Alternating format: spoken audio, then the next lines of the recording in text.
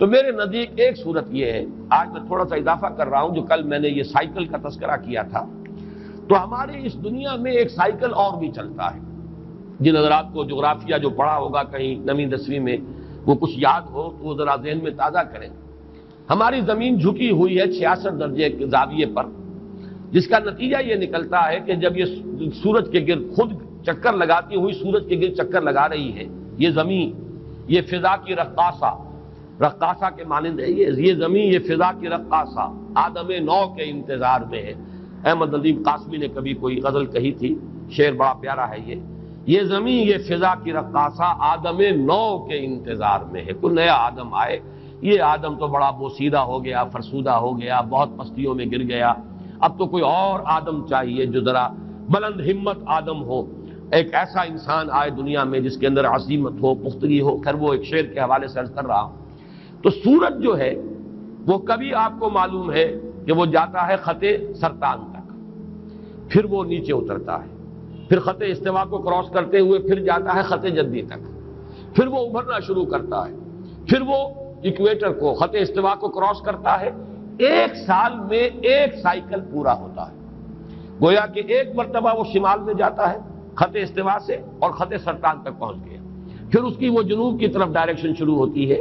اور پھر وہ ایکویٹر کو کراس کرتا ہوا وہ خط جدی تک پہنچ جاتا ہے، پھر وہاں سے کھڑا ہوتا ہے، پھر وہ اوپر جاتا ہے۔ تو یہ سائیکلز جو ہیں، جو میں نے کہا انسان کے اپنے اندر بھی اس کی باطنی کیفیات، اس کی نفسیات میں بھی یہ سائیکلز آتے ہیں۔ البتہ ڈگریز کا فرق ہے، جو کم حساس قسم کے لوگ ہیں، جو زیادہ جو صرف حیوانیت کی سطح پر زندگی بسر کر رہے ہیں، حیوانوں میں یہ نہیں ہوتا، لیکن یہ کہ انسانوں میں جو حیوانیت کے قریب ہوں گے بے حس قسم کے لوگ، ان میں یہ جو اپ اینڈ ڈاؤن ہے یہ بہت کم ہوگا، نہ ہونے کے برابر۔ جو زیادہ حساس ہے ان میں اس کا ایمپلیٹیوڈ جو ہے بڑھ جائے گا، اونچائی بھی اور نیچائی بھی، لیکن ایک حد تک رہے تو انسان نارمل ہے۔ اس کے لیے در حقیقت یہ تشبیہ ذہن میں آئی تھی کہ سورج اگر خط سرطان سے اوپر چلا جائے اور اگر وہاں سے بھی ورٹیکل جو شعاعیں ہیں وہ پڑنے لگے قطب شمالی کی طرف،